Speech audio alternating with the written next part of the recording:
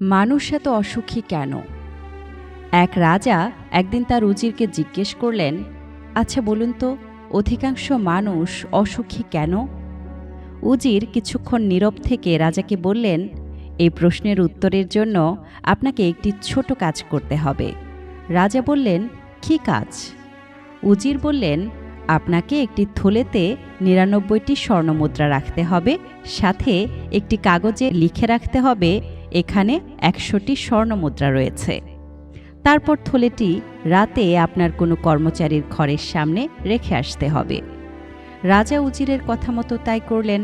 রাজকর্মচারী থলিটি দেখতে পেয়ে ঘরে নিয়ে খোলার পর স্বর্ণমুদ্রা গোনা শুরু করলেন। গুনে সে ৯৯টি স্বর্ণমুদ্রা পেল, কিন্তু কাগজে লেখা আছে এখানে ১০০টি স্বর্ণমুদ্রা।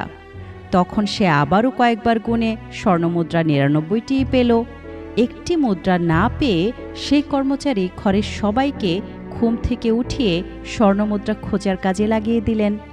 সবাই মিলে সারা রাত খোঁজাখুঁজি করেও স্বর্ণমুদ্রাটি পেল না। এদিকে রাজা আর উজির আড়াল থেকে দাঁড়িয়ে সবকিছু প্রত্যক্ষ করছিলেন। সকালে ওই কর্মচারী যখন রাজবাড়ি আসলেন, রাজা দেখতে পেলেন কর্মচারীর মুখটি খুবই মলিন। তার মন যেন অতি মূল্যবান কিছু হারিয়ে যাওয়ার ব্যথায় জর্জরিত। এবার উজির রাজাকে বললেন, রাজামশাই, ওই একের জন্যই আমরা এত অসুখী। সৃষ্টিকর্তা আমাদের যত কিছুই দেন না কেন, সবই হচ্ছে ওই ৯৯টি স্বর্ণমুদ্রার মতো।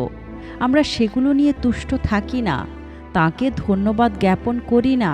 সৃষ্টিকর্তা আমাদেরকে কি দিয়েছেন সেই হিসেব না করে আমরা শুধু অপ্রাপ্তির হিসেব করি।